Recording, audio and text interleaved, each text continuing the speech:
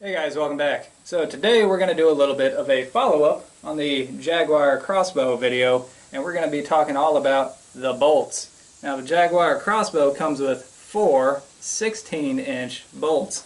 It's not very many, and they're not very high quality. They have plastic inserts, and they're not great. The nocks get kind of tore up. In fact, out of the 4 original bolts that came with the crossbow, I only have one that's actually working as it should right now.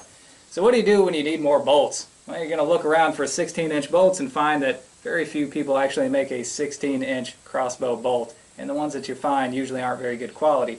But you can get Easton and other high-quality brands in 20 and 22-inch lengths. So the only thing that you need to do is cut them down, and it's not very hard to do. Here's the 20-inch Easton XX75 Magnum crossbow bolt. And here is one that I've cut down to 16 inches. Now the only specialized tool that we need to do this is this. This is a tubing cutter. This is made primarily for copper tubing, but also aluminum tubing, which is all an aluminum arrow or crossbow bolt is. You find this usually in the plumbing section of any hardware store, and it's good to have tools like this. Tools are an investment. If you had to do any type of actual work that required cutting copper tubing, like plumbing or heating and air conditioning or making a moonshine still, you're going to be ahead of the game if you already have this. Now these come in all different sizes. You can use a size that's quite a bit smaller than that. This is actually probably about as large as I would choose to do the job that we're doing, because this is kind of delicate work. We're also going to use a tape measure. And we have some glue here. Now this is Allen Company archery glue, but you can use any type of super glue. It's basically the same thing. I can't tell the difference between this and just average everyday super glue. Alright, and the other thing that you will need is the proper sized inserts. Now, as you might see on here, it says 2219. That is the size aluminum bolt that we're using. These are also 2219, and we have 2219 Easton aluminum inserts. Now you buy these per dozen, they're pretty cheap as well. So anyways, let's get started. Alright, so we have our 20-inch Easton 2219 aluminum bolt, and we are going to measure out where we need to cut. So I want to cut 4 inches off the end of this. So I'll measure that out here from the end, right at 4 inches. I'm going to make a little mark right here. That's where I'm going to cut. So I take my tubing cutter and I line up the cutting wheel right here with the mark that I just made with my pen.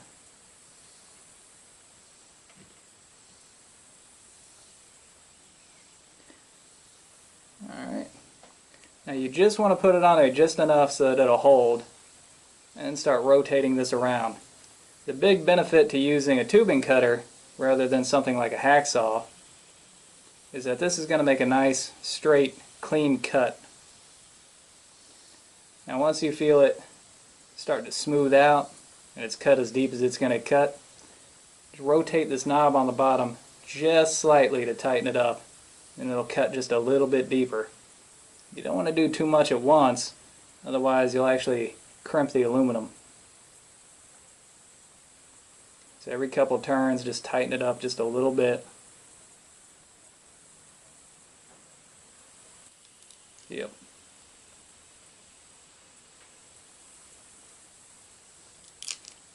There we go. And now we have a fairly clean, nice cut there. Now, this is actually crimped in just a little bit because of the way that this works. We've got this cutting wheel and it presses up against these rollers here.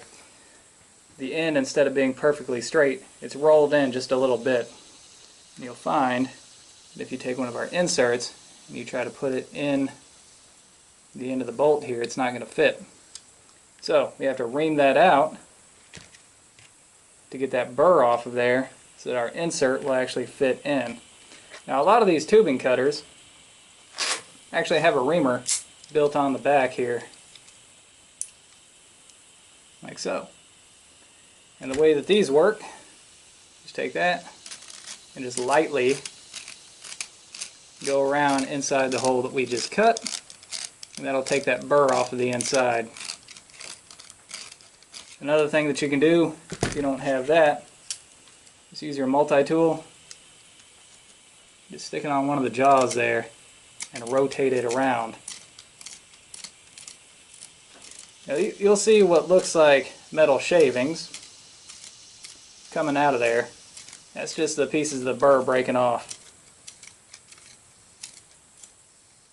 Alright, now when you want to smooth it out, close the jaws and use that smooth edge of both the jaws being closed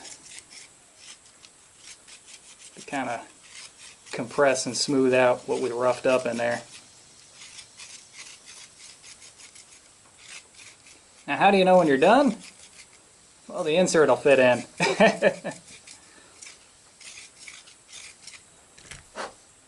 Let's see. Yep. You'll see it'll fit in almost all the way. You see how this has kind of a stepped design? It should fit in up to that last step. Alright. Neat. So we're going to pull it out just a little bit and take our glue, spread the glue on there.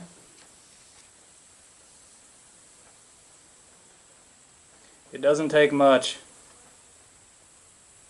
Okay. Now, stick that on there, tap it on. Use that. Wipe off any excess.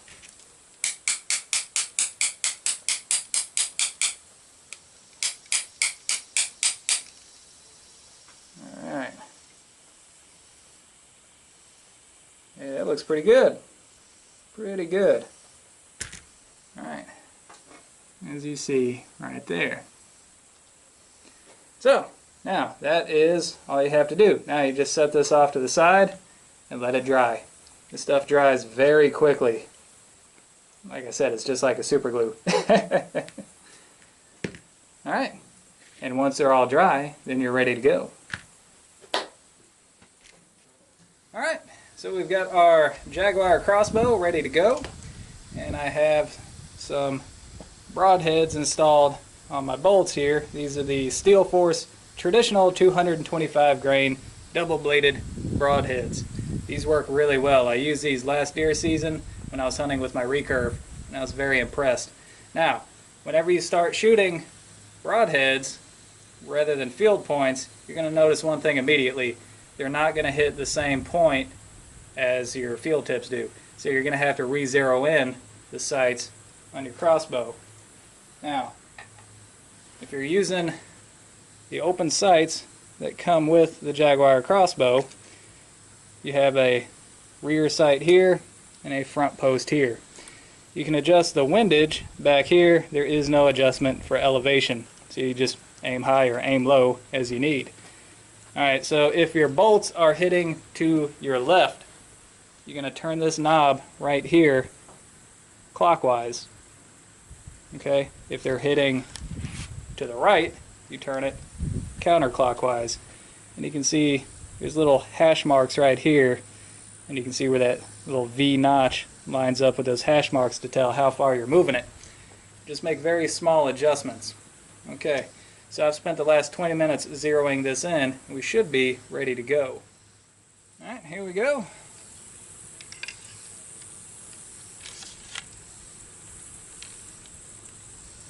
I've got a water bottle set up in front of that target. It's about 20 yards away. Let's see how we do.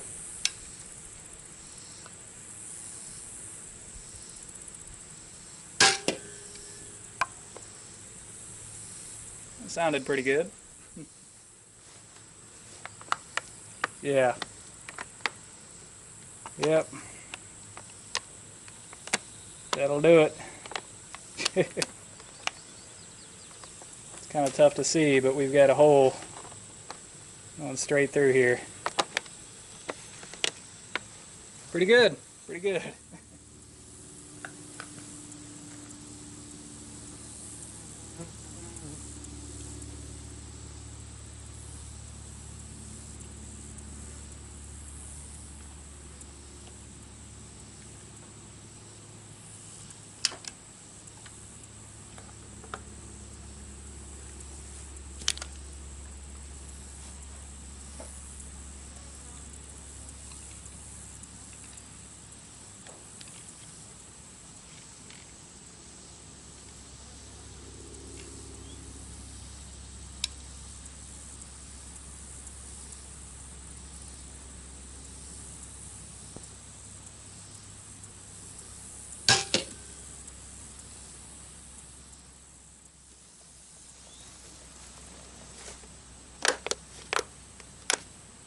Not bad.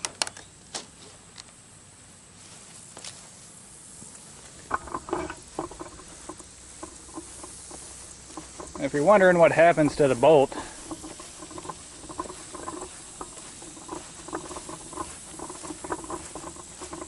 you'll be able to see here that it pretty much goes slap through this target.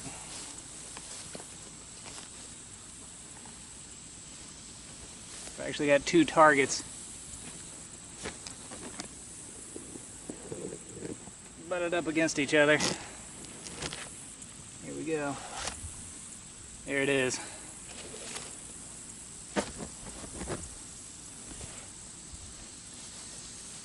You get a surprising amount of power out of these.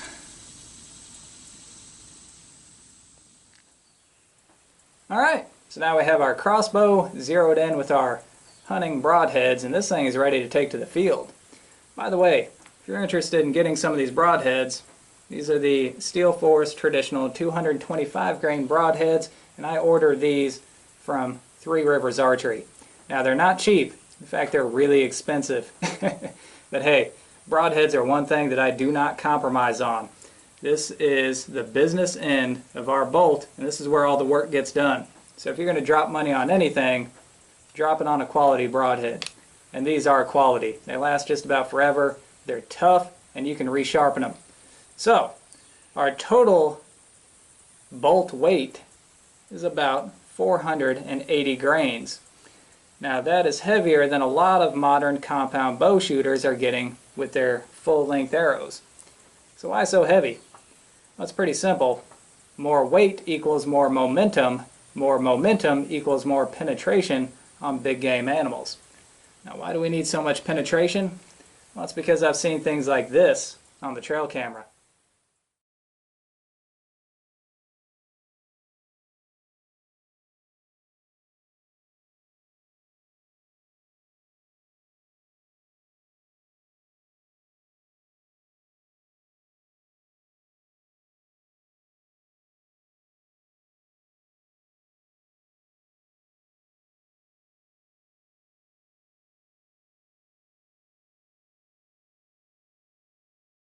Yeah, I couldn't believe when I saw that guy on there.